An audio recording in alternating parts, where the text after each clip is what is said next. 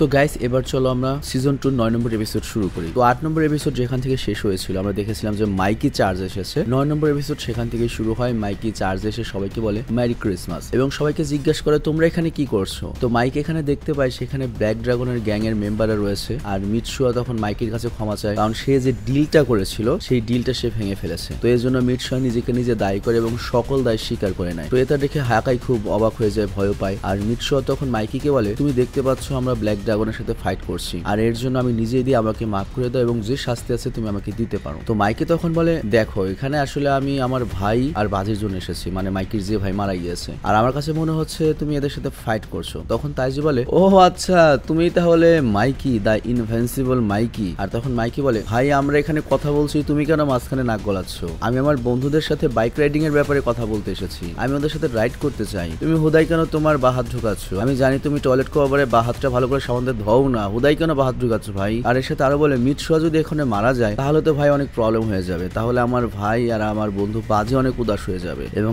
এই কথার পরে আমরা মাইকিকে খুব সিরিয়াস দেখতে পাই আর মাইকির চেহারা এত বদলে যায় যে তাকেমিচি তো ভয় পেয়ে যায়। আর তখন তাকেমিচির মনে পড়ে কিসাকি সবার কাছে বলে বেড়াচ্ছে যে মাইকি এখন মানসিকভাবে দুর্বল এবং সে অনেক চেঞ্জ হয়ে গিয়েছে, সে এখন আগের মতো নেই এবং সে বেশি সময় ধরে এখন ফাইটও করতে পারবে না। আর এরপর তার ভবিষ্যতের কাজুটোরার কথা মনে পড়ে। কাজুটোরা তাকে বলেছিল টোমান এই কারণে পরিবর্তন হয়েছে কারণ মাইকি বদলে গিয়েছিল তাই। তো এখানে তাকেমিচির অনেক ভয় হতে থাকে যে এখান থেকে কি মাইকি ডেঞ্জারাস হয়ে গিয়েছিল, মাইকি এখন কি করবে, মাইকি কি তাহলে খারাপ হয়ে গিয়েছে? কিন্তু সমস্যা হচ্ছে ও যদি এখন তাইজুর সাথে লড়াই করে ও তো হেরে যাবে। কিন্তু ঠিক তখনই তাইজু দৌড়ে গিয়ে মাইকির মুখে একটা ঘুষি মেরে নিচে ফেলে দেয় এবং এখানে তাইজুকে অনেক বেশি সিরিয়াস এবং রাগে দেখানো যাচ্ছিল আর মাইকি তো পুরো নিচে পড়ে রয়েছিল। আর ঠিক ওই মুহূর্তে 12টা বেজে যায় এবং চার্জের বেল বাজতে শুরু করে। তো এটা দেখে সবাই একসাথে অনেক জোরে চিৎকার করতে শুরু করে কিন্তু তাইজু অনেক জোরে জোরে হাসতে শুরু করে এবং বলে দেখেছো ক্রিসমাসের বেলও আমাকে সাপোর্ট দিচ্ছে, আমার বিজয়ে ঘন্টা বাজাচ্ছে। আর এদিকে মাইকি তো এক ঘুষিতেই পড়েছিল। কিন্তু মিটশুয়ার তখন অনেক রাগ হয় এবং সে তাইজুর উপর যখন হামলা করতে যায় এবং বলে এবার তুই শেষ, কিন্তু মাঝপথে থেমে যায় কারণ মাইকি আবার উঠে দাঁড়িয়েছে পেছনে। তো এটা দেখে তাইজু ঘাবড়ে যায়, এরকম একটা ঘুষি খেয়ে আমার 100%-এর ঘুষি খেয়ে কিভাবে একজন উঠে দাঁড়ালো। আর মাইকি তখন বলে প্রার্থনার সময় শেষ হয়েছে। আর তখন এনোকে এগিয়ে এসে বলে মাইকি আমি যদি তোমার জায়গায় হতাম তাহলে তাইজুর সাথে কোনোভাবে এখন লড়তাম না, আমি জানি তুমি কোনোভাবে আমাদের বসের সাথে পারবে না। আর এরপর আমাদের পূর্বের দৃশ্য দেখানো হয়, মানে কিভাবে তাইজু এই ব্ল্যাক ড্রাগনের হেড হয়েছিল। তো টোমান যখন ব্ল্যাক ড্রাগনের 9 ডিভিশনকে হারিয়ে দিয়েছিল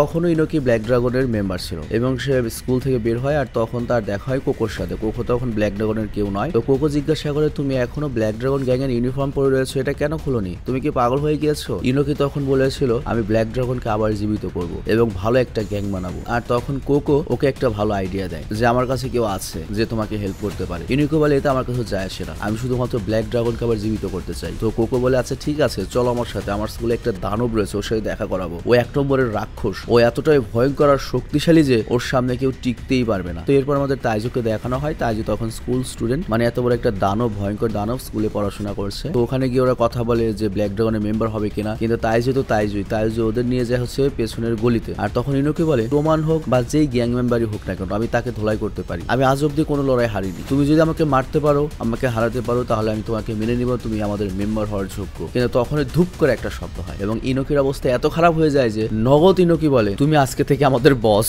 মানে মাথা ঝুঁকিয়ে বলে তুমি আজকে থেকে আমাদের বস, তুমি অনেক শক্তিশালী। তো এখানে আমরা বুঝতে পারি তাইজু অনেক শক্তিশালী। আর তাইজু তখন বলে আচ্ছা ঠিক আছে আমি নতুন করে ব্ল্যাক ড্রাগন আবার শুরু করব আর তার বদলে কোকো আমার সাথে সবসময় থাকবে, ঠিক আছে না, বলো ঠিক আছে না? আর এরপর আমাদের দেখানো হয় তাইজু অনেক ভালো একজন গ্যাং লিডার হয়ে গিয়েছে। এর সাথে সে ব্ল্যাক ড্রাগনের নতুন ইউনিফর্ম বানায়, ব্ল্যাক ড্রাগনের নতুন ইমেজ তৈরি করে। আর শুধুমাত্র তাই নয়, তাইজুর আরেকটা ট্যালেন্ট ছিল, সেটা হচ্ছে সে একা 100 জনের উপরে লোকের সাথে ফাইট করতে পারতো, সবাইকে খুব বাজেভাবে মারতে পারতো, মানে তাইজুকে তুমি মানুষরূপে একটা দানব বলতে পারো। আর এরপর আমাদের বর্তমান দৃশ্য দেখানো হয় যেখানে ইনোকি বলে তুমি আমাদের বসের শক্তির সামনে ছোট্ট একটা মাছির মতো, তাই তুমি কিছুই করতে পারবে না। আর তারপর তাইজু তখন মাইকিকে বলে দেখো আমি আমার সব শক্তি দিয়ে তোমাকে ঘুষি মেরেছিলাম কিন্তু মনে হচ্ছে তুমি এক ঘুষিতে মরবে না। আর তাকেমিচি তখন ভাবে আমার মনে হচ্ছে না মাইকি এত মার সহ্য করতে পারবে, কারণ এখন ওর মাথায় যে প্রেসার ও তো মনে হয় হারবেই, কারণ ও আগে থেকে উদাস হয়ে রয়েছে। আর এখন ওর ফাইট করতে হবে তাইজু শিবার সাথে যে কিনা নিজে একটা মনস্টার। আর তাইজু তখন বলে ব্যাস টোমানের এইটুকু দম, এটুকুতেই শেষ, এটা আমি আশা করিনি। তো সবাই ভাবছিল মাইকি হেরে যাবে, বাট মাইকি তখন বলে তুমি আমাকে যে ঘুষিটা মেরেছো এটা তো আমার নিজের জন্য শাস্তি ছিল।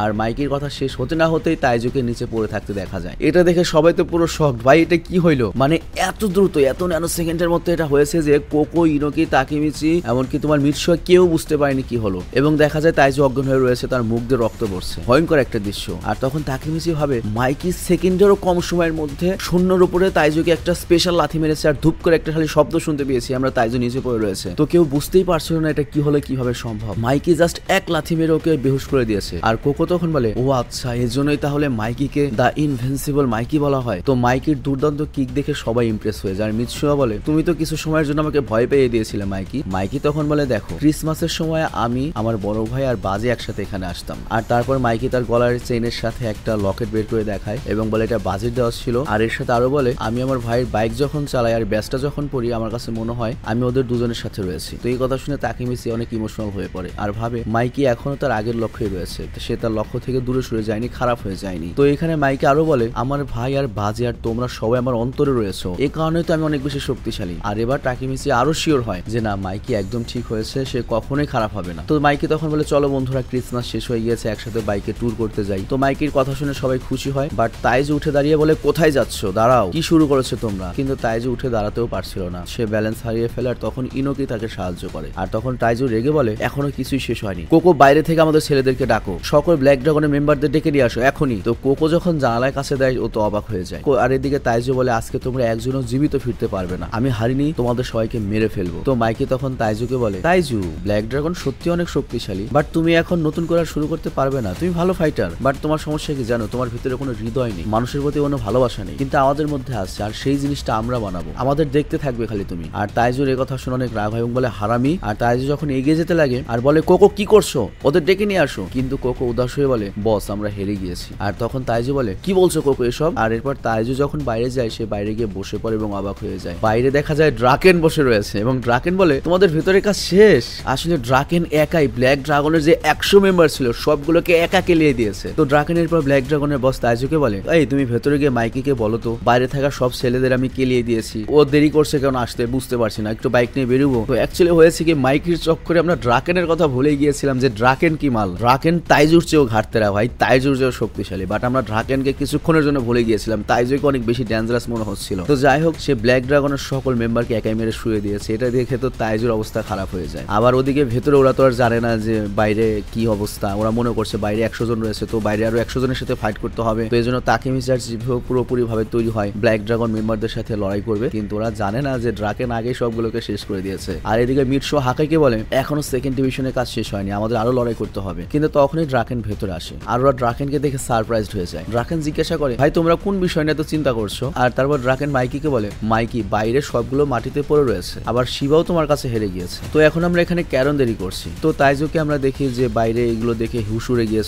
আর মাইকি তখন বলে এটা তো ভালো কথা, আর তাকিমিচি তোমরা বাইরে গিয়ে দেখো তো কি হচ্ছে। আর তখন মাইকি বলে ব্ল্যাক ড্রাগন তো মরে গিয়েছে, শেষ হয়ে গিয়েছে, আর ট্রোমান জিতে গিয়েছে। আর এখানে ইজো অনেক বেশি অবাক এবং খুশি হয় যে ড্রাকেন একাই এতগুলো ছেলেকে মেরেছে। আর মিটশো তখন বলে আমাদের সবচেয়ে ভালো ফাইটার নাম্বার 1 আর নাম্বার 2 এখানে চলে এসেছে, ওদের সামনে আর কে টিকতে পারবে। মানে এখানে মাইকি আর ড্রাকেনের কথা বলছে। আর তাকিমিচি তখন বলে তাইজু, হাকাই, ইজো আর মিটশো ওরা সবাই বেঁচে রয়েছে, ক্রিসমাসে কেউ মারা যায়নি, আমরা ক্রিসমাসের টাইমটাও পার করে ফেলেছি, তার মানে আমার মিশন কমপ্লিট। তো এটা ভেবে তাকিমিচির চোখে পানি চলে আসে। আর তাকিমিচি বলে এখন আমি বিশ্রাম করতে পারবো। অ্যাকচুয়ালি তাকিমিচি অনেকক্ষণ ধরে কিন্তু নিজেকে আটকে রেখেছিল, কিন্তু এবার আর আটকে রাখতে পারে না, সে নিচে পড়ে যায়। আর মিটশো তখন তাকিমিচিকে তোলার জন্য এগিয়ে যায় আর এরপর নিজের পিঠে তাকিমিচিকে তুলে নেয়। তো মিটশো তাকিমিচিকে থ্যাঙ্কস বলে এবং সে মাইকি আর ড্রাকেনকে বলে তোমাদের কারণে হয়তো আমরা ব্ল্যাক ড্রাগনকে হারাতে পেরেছি, কিন্তু আজকের লড়াইয়ের আসল হিরো কিন্তু আমাদের এই তাকিমিচি। তো এরপর টোমানের সবাই যখন চলে যাচ্ছিল তখন কোকো আর ইনোকি তাইজুর সাথে ছিল। তো এখানে অবশ্যই ইনোকি ভেবেছিল ব্ল্যাক ড্রাগনকে জীবিত করবে, কিন্তু সে যখন দেখতে পায় এই অবস্থা, তাইজুই হেরে গিয়েছে, সে সামনের দিকে এগিয়ে যায়, কিন্তু কোকো তাইজুর সাথেই থাকে। ইনোকি বলে আমার খুব সুন্দর স্বপ্ন ছিল, কিন্তু এটা এখানেই শেষ হয়ে গেল,